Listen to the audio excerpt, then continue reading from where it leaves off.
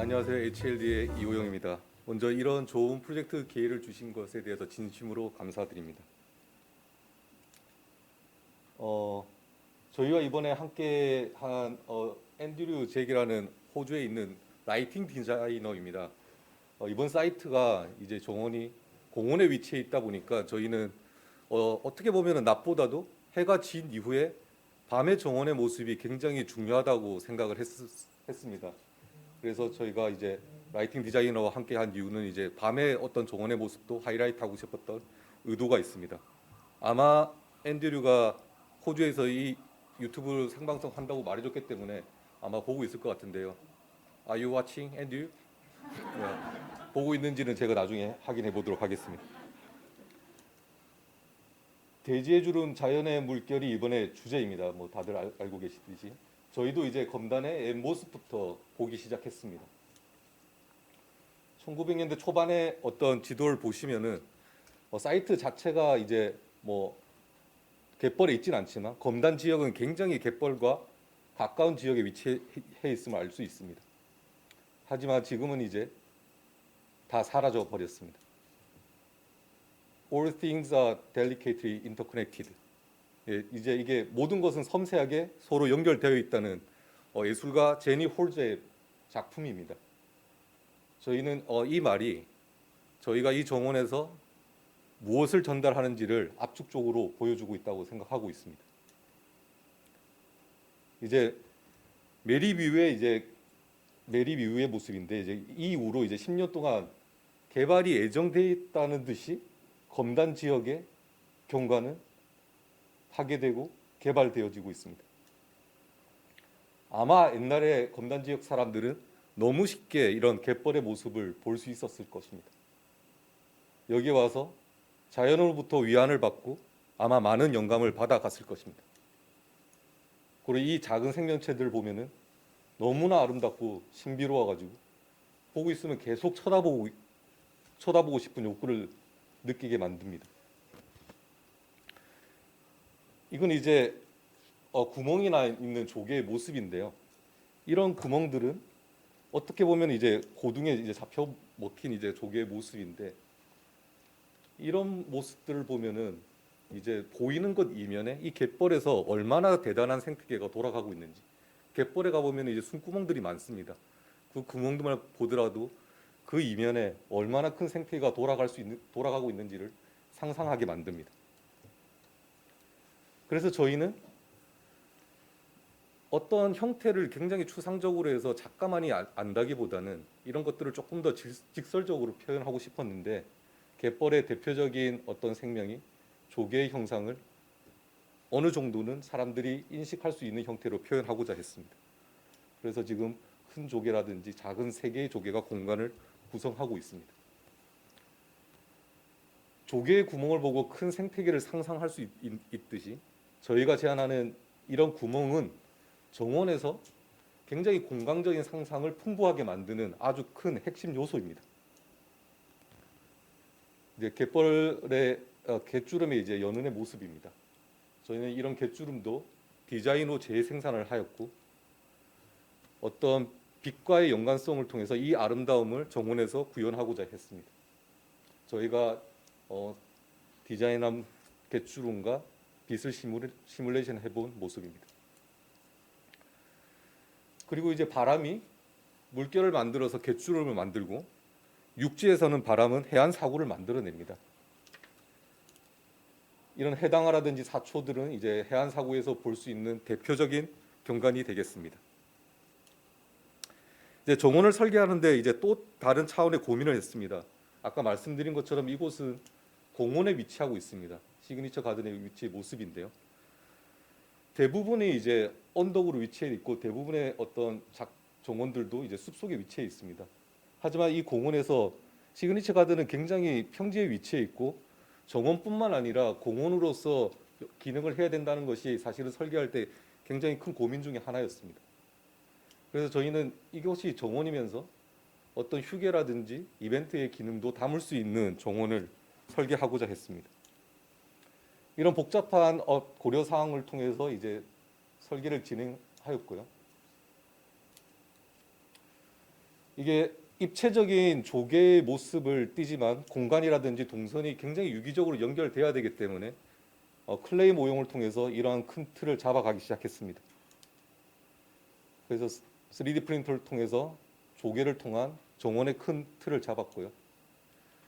그다음에 이제 교목이라든지 간목들을 모형에 심어가면서 교목을 통한 공간의 스케일과 구조를 정리해 나가기 시작했습니다. 그리고 정원에서는 이제 시퀀스라든지 조망 지점이 굉장히 중요합니다. 어디서 어떻게 보느냐에 따라서 같은 정원이라도 굉장히 달라 보이기 때문에 저희가 취했던 이런 3D 모형이라든지 이런 방식이 그런 시퀀스와 조망 지점을 결정하는 데 큰 도움이 되었습니다. 저희가 구성한 정원의 플랜입니다. 큰 조개와 여는 정원과 느티나무 구릉의 세 개의 큰 공간으로 구성되어 있습니다. 저희의 디자인을 공원에 넣어 본 모습입니다. 이쪽이 입구 광장이기 때문에 이 정원의 어떤 조개의 가장 큰 높은 부분인 공원의 입구이자 정원의 입구로서 역할을 했어야 되고요. 지금 보시는 동선과도 잘 연계될 수 있도록 디자인을 정리했습니다. 저희의 조감도 모습입니다. 큰 조개와 느티나무 구름과 여는 정원을 보실 수 있습니다.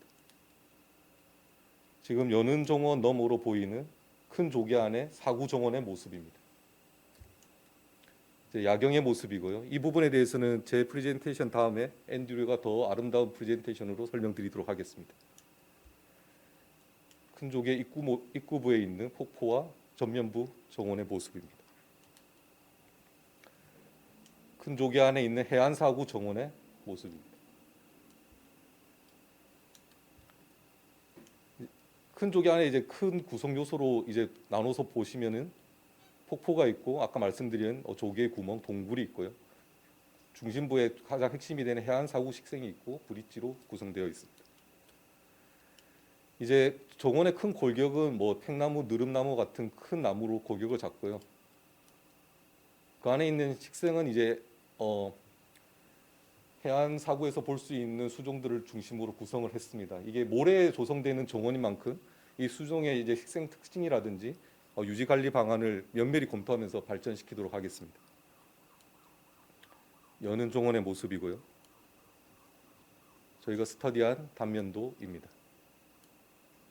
그리고 구조가 굉장히 복잡해서 이제 저희가 굉장히 큰 스케일의 3D 프린트를 통해서 이제 어떻게 이 구조체를 만들어가는지 대해서는 지속적으로 연구하고 있습니다. 그러면 제 발표는 이걸로 마치고요. 그 다음에 앤드류의 라이팅 디자인에 대한 것을 보도록 하겠습니다. Hello, my name is Andrew Jakes and I am a director at the Flaming Beacon, an international lighting design firm based in Melbourne, Australia. We are delighted to have been selected along with our friends at HLD as joint winners to design the signature gardens at the 3rd International Garden Show. Our approach to the lighting design is twofold. First, and most importantly, we want to create an evening environment that is engaging and exciting for visitors of all ages, and one that people will want to return to time and time again. Secondly, we want the lighting design, like the landscape design, to be inspired by its surrounding, in this case, the famous Korean get bowls. Our strategy is to link the two primary tidal conditions, tide in and tide out, to time of day.